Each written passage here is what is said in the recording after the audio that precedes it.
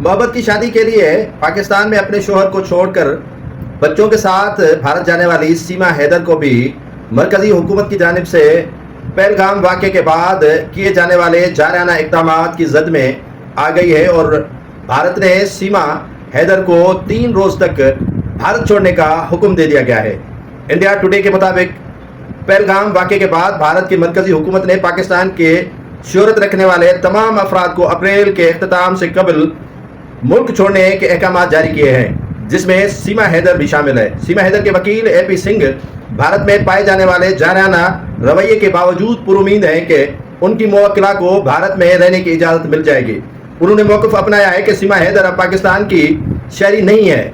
AP Singh ने बताया कि सीमा पाकिस्तान की शहरी नहीं है। उन्होंने सचिन से शादी की है और उनको एक बच्चा भी पैदा हुआ है और वो यहीं पर राज पजीर हैं। दूसरी जानिब राखी सावंत ने दाई दी है कि सीमा को भारत छोड़ने के लिए नहीं कहा जाए और सीमा को भारत में ही रहने दिया जाए।